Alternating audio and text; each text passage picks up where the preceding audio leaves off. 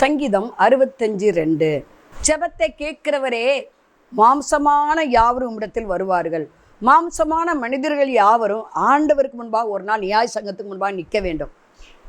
அவங்க ரட்சிக்கப்பட்டிருக்காங்களோ படலையோ, எல்லாருக்கும் ஒரு நாள் நியாய தீர்ப்புன்னு ஒன்று இருக்குது. ஏன்னா ஆண்டவர் ஜெபத்தை கேட்கிறவர், ஜெபத்துக்கு பதில் தருகிறவர். அவர் பேசாத கல்லோ மரமோ அல்ல. என் ஜெபத்துக்கு பதில் வரலையே நீங்கள் நினைக்கலாம். நான் 5 வருஷமாக ஜெபம் பண்ணி பார்த்துட்டேன், பதில் வரலை. 10 வருஷம் ஜெபம் பண்ணி பார்த்துட்டேன், வரலை. 11வது வருஷம் நீங்கள் ஜெபம் பண்ணுங்க. ஜெபத்தை கேட்கிறவர் என்று பைபிள் சொல்லுகிறது. அவர் எவ்வளவு வேணும் பொய்யுறையாத தேவன். காத்திருங்க. காத்திருக்கிறவர்கள் புது பலன் அடைவார்கள். கழுகை போல செட்டைகளை எடுத்து எழும்புவார்கள் வாசிக்கிறோம். ஓடினால் இளைப்படைய மாட்டாங்க, நடந்தாலும் சோர்வடைய மாட்டாங்க. கர்த்தருக்கு காத்திருக்கிறவர்கள் புது பலன் அடைவாங்க. அவர் ஜெபத்தை கேட்கிறவர். பாருங்க, ஒரு வேலை வேணும்னா என்னைக்கெல்லாம் வர சொல்கிறாங்களோ அன்னைக்கெல்லாம் அந்த அதிகாரியை போய் பார்க்குறோம், கியூவில் போய் நிற்கிறோம். கடைசியில் அது வேலை இல்லைன்னு வருது. இன்னைக்கு உலகம் எல்லாம் லஞ்சம் ஊழலுக்குள்ளே கிடக்கிறது. எந்த வேலைக்கும் லஞ்சம் இல்லாமல் இல்லை. ஆனால் ஒரு லஞ்சம் இல்லாமல் உங்களுக்கு வேலை கிடைக்கணுமா?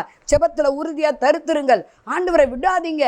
ஏன்னா எந்த ஒரு நியாயமும் இயேசுவிடத்திலிருந்து வெளிப்படுகிறது. எந்த ஒரு அதிகாரமும் அவற்றிலிருந்து வருகிறது. அதிகாரிகள் அவராலே ஆளுகை செய்கிறார்கள். அதனால் கவலை விட்டுருங்க. ஜெபத்தில் உறுதியாய் தருத்துருங்க. அவர் பாதத்தை பிடிச்சிக்கங்க. உங்கள் ஜெபத்துக்கு பதில் வரும். எவ்வளோ வேணும் பொய்யாத ஜெபத்தை கேட்கிறவர். காதை உண்டாக்கினவர் கேளாதிருப்பாரா? இருதயத்தை உண்டாக்கினவர் உணராதிருப்பாரா? கண்ணை உண்டாக்கினவர் பாராதிருப்பாரா? நிச்சயம் உங்கள் ஜெபத்தின் சத்தத்தை கேட்கிறார். தாவீது இப்படி சொல்கிறார், ஜெபத்தின் சத்தத்தை கர்த்தர் கேட்டார். என் நாமத்தில் எதை கேட்டாலும் குமாரனை பிதா மகிமைப்படும் இதை செய்வேன்னு சொன்னவர் உண்மையுள்ளவர், நீதி உள்ளவர். உங்கள் ஜெபத்துக்கு பதில் வர இல்லையா?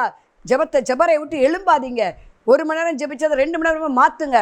உங்களுக்கு சகல நன்மைகளையும் அனுபவிக்க சம்பூரணமாய் கொடுக்கிற தேவனாக இருக்கிறார். நீங்கள் 1 கேட்டால் 2 கொடுக்கிறவர். அன்னால் ஜெபத்தில் உறுதியாய் கண்ணீரோடு தருத்திருக்கிறாள். பாருங்க, அவள் ஒரு குழந்தைக்கு விண்ணப்பம் பண்ணுகிறாள், ஜெபிக்கிறாள். ஆண்டவர் என்ன பண்ணார்? 5 குழந்தை எக்ஸ்ட்ரா கொடுத்தாரு. ஏன்னா ஜெபத்துக்கு பதில் எப்படி வரும் தெரியுமா? நம்ம நினைத்ததை விட, வேண்டிக் கொண்டதை விட கர்த்தர் அதிகமாய் செய்கிறவர்.